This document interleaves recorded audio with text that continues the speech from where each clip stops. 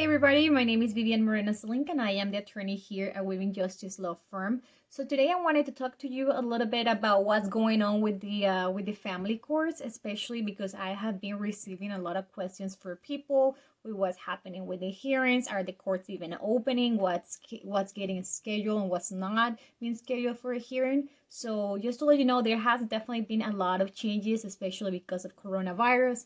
A lot of the hearings are pretty much being done remotely, and some of the procedures have changed, especially when people are filing for adversarial divorces, like custody applications and stuff like that.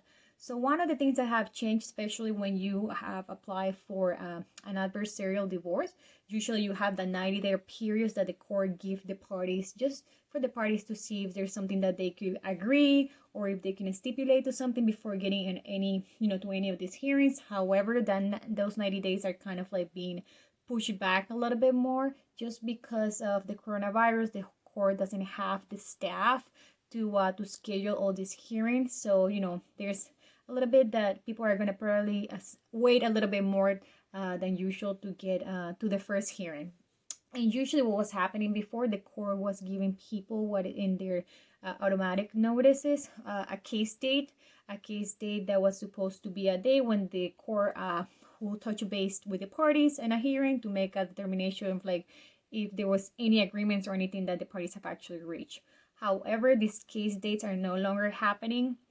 What the court just started doing is recently, actually, maybe 3 weeks ago, at the beginning of January 2021, is that the court have adopted this procedure called a resolution plan date. And what this is a new process that the court is using pretty much to encourage parties to actually resolve the cases to any kind of like settlement agreements. So the idea is to encourage these processes so people don't actually have to end up to go through pre-trial and trial, because as you know, in family matters, it is always better for the families themselves to reach an agreement, because once you go to the court is the one who will make a decision for you, and there's nobody person that their own parents that know their children and their family members to be able to make these decisions. So the whole point is to encourage some kind of settlements. So what is happening on these resolution plan dates is pretty much there will be two kind of meetings. One of them, everything is online remotely. So the first part is that the parties will meet with a family relations counselor to talk pretty much about, learn about the processes, to find out anything about the case, if there are any areas in which the parties are agreeing or disagreement, or whether the parties are even likely to reach any kind of agreement. And the family relations counselor will also recommend any kind of other resources available in the court that may help the party to reach these kind of agreements. So once that is done, then there's another meeting within remotely with the this time with the judge and also the both parties and their attorneys, and also the family relation counselor. At that point, the family relations counselor usually give recommendations to the court from any decisions or anything that they saw from meeting with the parties before, and they recommend an action plan to the court based on the level of help that actually that party needs to resolve these kind of matters. So the judge then will decide what is next on the case, and will pretty much set up any kind of hearing dates or other matters that need to be set up for this case, for the resolution of this case. So that's pretty much what's happening now. So no longer people are getting a case date, but what they're getting is a resolution plan date, where the whole idea is that to help the parties and encourage them to settle some of the issues for their cases. The other thing that the courts are doing is that they're not scheduling many hearings. The priority things that the courts are pretty much hearing at this point is that they're scheduling hearings for ex parte custody application, anything that is an emergency, for example, like cases of domestic abuse, and also for if victims of domestic abuse are filing for temporary restraining orders. Those are the things that the courts are giving priority to. Everything else is a little bit, is taking longer than usual because of coronavirus.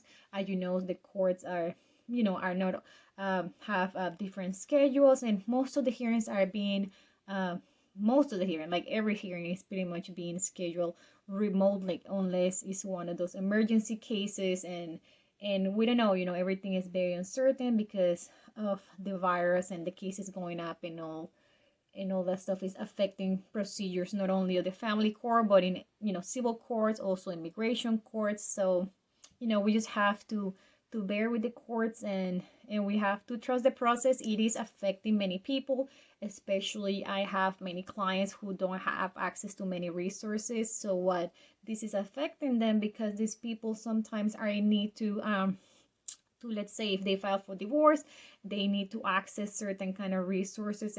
For example, if we file motions for prejudgment motions, pendential motions for child support or visitations, it is taking the court longer to make a decision or make an order on these motions. So a lot of people are being affected by these delays of the courts, but we're hoping that if coronavirus gets better, the courts may start picking up the cases and having this case move forward.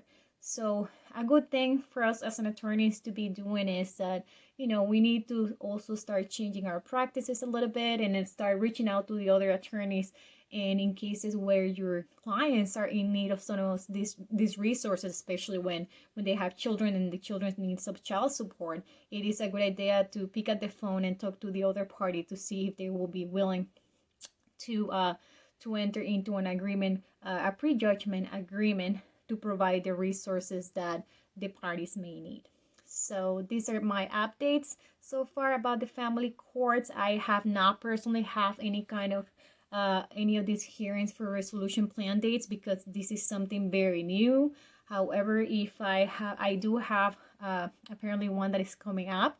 So if that doesn't get pushed back and I have the experience, I will make another video updating what my experience was and explaining what happened during the hearing and what should be your expectations when you go to this hearing. So if you have a question, you need to file for divorce, for custody application, you need modifications for any kind of your for any post-judgment motions, give me a call back. My phone number is 860-514-0110. I also offer what is called limited scope representation. So if you cannot completely afford an attorney to represent you for your whole case, I, as an attorney, can represent you in limited part of your cases if after I review your case and make a determination that you will benefit for this kind of services. And I also do regular representation.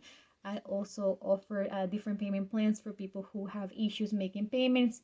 I understand that a lot of people are struggling with coronavirus, and my office rather you have an attorney help you with your process than forgo legal representation, especially for these cases in family court that are very important and can have a long-lasting impact on your families.